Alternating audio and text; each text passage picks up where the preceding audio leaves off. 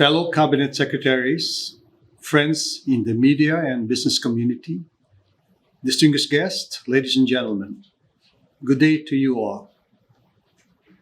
I thank the Manila Times for mounting this mid-year forum and giving us an opportunity to share the Philippine government's fiscal game plan to bring the country back to its high growth trajectory. For the first quarter of the year, the Philippine economy sustained its growth momentum and performed remarkably well despite the lingering instability in the global economy. At 6.4%, we managed to outpace major emerging economies in Asia such as India, Malaysia, Indonesia, China, Vietnam, and Thailand. The robust expansion was broad-based, with all major production sectors registering positive growth, led by services, followed by industry, then agriculture. For the rest of the year, the Development Budget Coordination Committee is eyeing a 6 to 7% full-year expansion. We're confident that growth will quicken to 6.5 to 8% from next year until 2028.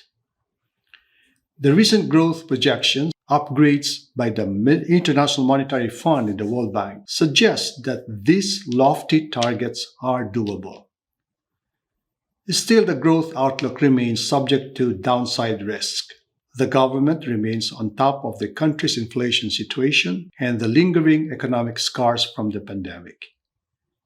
Inflation is on a continuous decline, slowing for the fourth consecutive month in May to settle at 6.1%. As a result, the average inflation assumption for 2023 has been narrowed to 5 to 6%, from the previous assumption range of 5 to 7%. While the year-to-date average remains elevated at 7.5%, we expect the inflation rate to return to the target range of 2 to 4% by the fourth quarter of 2023 and all throughout 2024 to 2028. The government, through the Interagency Committee on Inflation and Market Outlook, will continue to take a proactive, science-based approach to addressing the primary drivers of inflation.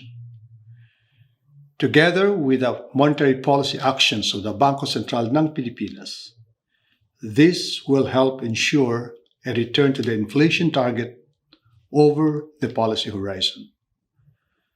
Now we have also made meaningful gains in our employment situation. With the continued reopening of the economy, the labor market continues to show improvements across key metrics.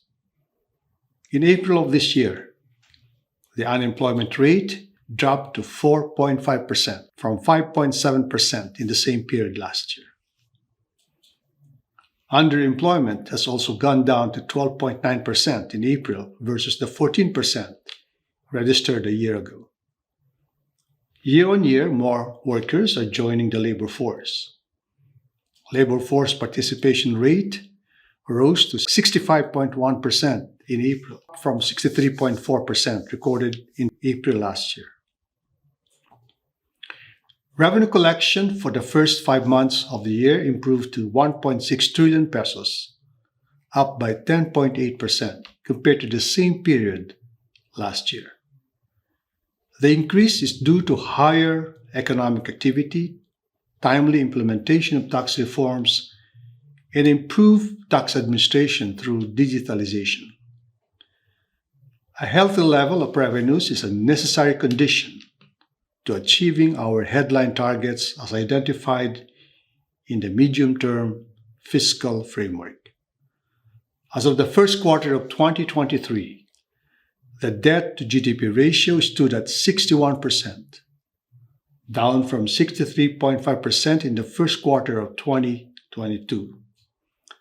By 2025, we aim to reduce this to less than 60%, then further down to 51% by 2028. In the first quarter of this year, the deficit to GDP ratio was at 4.8%, down from 6.4% in the first quarter of 2022. By 2028, the goal is to cut the budget deficit to 3% of GDP.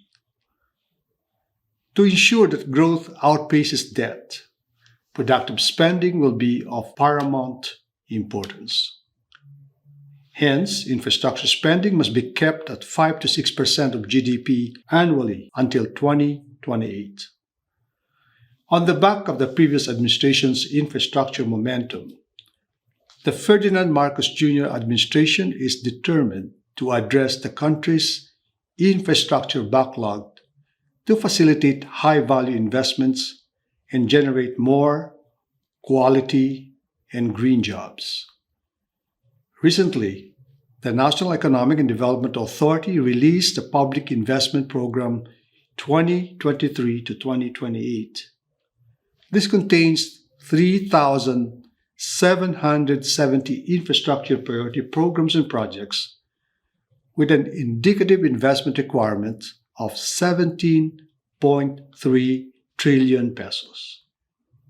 Target sectors include transportation, agriculture, energy, digital connectivity, and water infrastructure, among others.